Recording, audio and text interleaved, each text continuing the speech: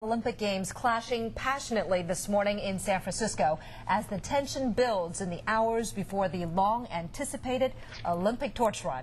Police are also out in full force on the Embarcadero, but they say they've made no arrests so far. Now, the world will be watching San Francisco and how it handles the torch's only appearance in North America. Let's get right to Sky 7 HD, which is over McCovey Cove at the Giants ballpark, where the opening ceremony begins at 1 o'clock. And you can see that there are dragon dancers right there, music, and well, let's take a wide shot now from Sky 7 HD across to the bridge there, Lefty O'Doul Bridge, where you can see some pro-Olympic Games supporters are there, and also some anti-China demonstrators as well. But things are very, very peaceful. There are a lot of police out there. We have live team coverage following all of this. Eric Thomas, Terry McSweeney, and Amy Hollifield. And Terry, you're at McCovey Cove. What's the mood right now? Well, it was peaceful all morning. Things are getting a bit strange now. We just had about maybe 40 San Francisco police officers walk by me.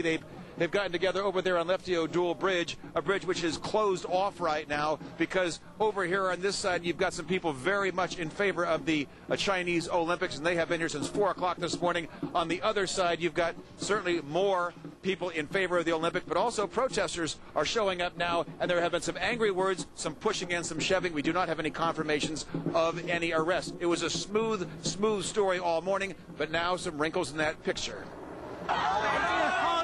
This is the one angry confrontation in a day of Olympic support. A man with a Tibetan flag besieged by Chinese Olympic supporters, and they call him liar, liar. He escapes by jumping into a cab, delivering ABC 7's Carolyn Tyler to the news story. The man says they're going to kill me, and I'm on both sides, but they won't let me tell my story. He leaves the scene. But for most of the morning, it's been more like this.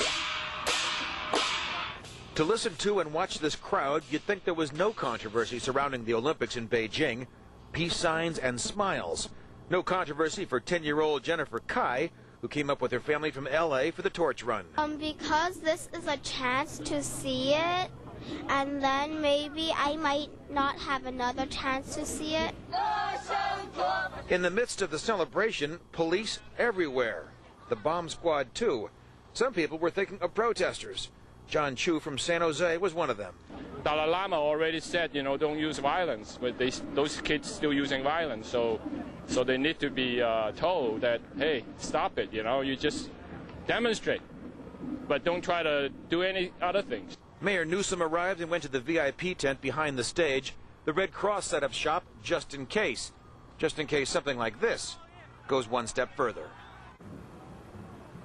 Back out here live, and you are looking at the exact location where the torch is going to start its run through San Francisco.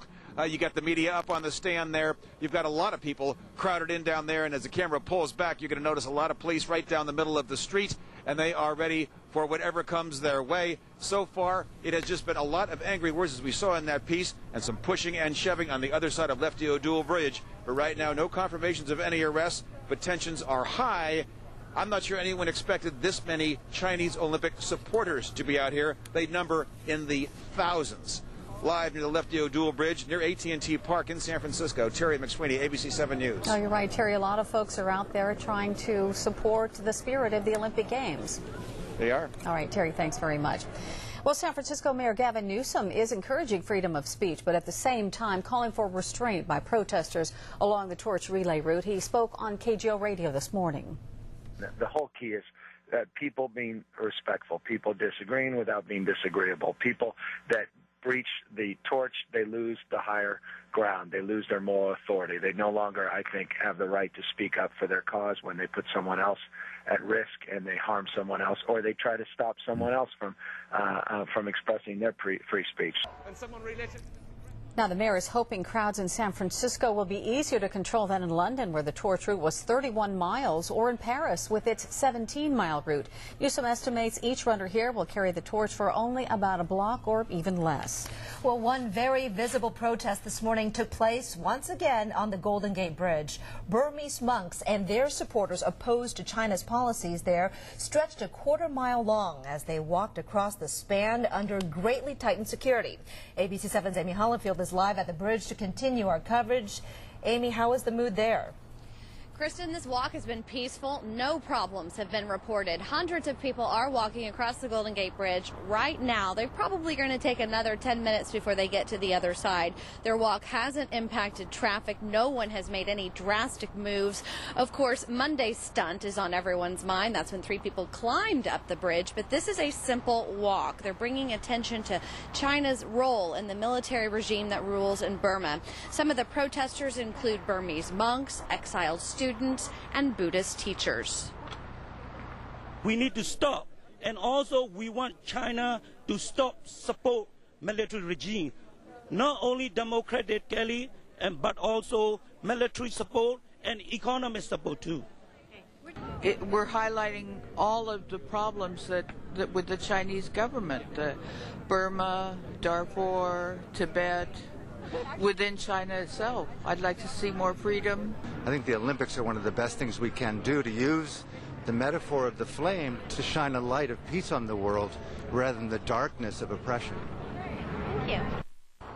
Golden Gate Bridge officials added extra security today. Everyone that crosses the bridge is subject to a purse, bag, even a stroller search. On Monday, those protesters hid all of their gear in a baby stroller, so those searches will be in effect through today. But again, no problems have been reported, and this group does plan to go on into the city and join the crowds watching the torch make its way through the streets of San Francisco. Live at the Golden Gate Bridge, Amy Hollyfield, ABC 7 News. All right, Amy, thanks very much. All right, Golden Gate Bridge traffic looked okay, but you know, in downtown, the torch relay doesn't start until 1, but already it's causing traffic and mass transit disruptions. That's right. Francis Inglassen joins us now with more on that situation. Francis? Hey, Cheryl, Kristen. Well, they did shut down the King Street off-ramp from northbound 280 shortly after 9 o'clock this morning. But surprisingly, San Francisco commuters have really done a great job actually avoiding the south of Market area. Maybe not surprisingly. Now, the King Street off-ramp may be closed until 7 o'clock tonight. And as you saw Terry McSweeney's report, they already had some closures near AT&T Park. Here's a live look at the Embarcadero, where they plan to have the entire Olympic torch run route closed at exactly 12:15. So this includes not only the streets around AT&T Park, but streets along the Embarcadero all the way up to Fisherman's Wharf. This also directly impacts the Muni lines. This will impact service on the F, K, T, and N lines that run along the Embarcadero during the run. And also there will be no cable car service until 4 o'clock this afternoon. Roads are expected to be reopened by 4 o'clock this morning. If you're heading into San Francisco for the Giants game or other activities, do consider Caltrain or BART. Here's another live shot, an aerial view of the area, and you can see traffic flowing well at this point, but they will be shutting down that part of Embarcadero very shortly. Now, all the details and all the road closures will be updated on our website constantly. Just go to abc7news.com and click on the traffic link for the latest information. Kristen? All right, Francis, thank you. Of course, we saw that live picture. A lot of people near AT&T Park. Things are also heating up at the Ferry Building and across the Embarcadero at Justin Herman Plaza. Both supporters and critics of Beijing are out there in force, and already there have been confrontations. ABC 7's Eric Thomas is live at Justin Herman Plaza. Eric, what are you seeing now? Well, Kristen, this is, of course, the finish line for the torch relay. And over at Ferry Park, about 300 yards from where I am, that's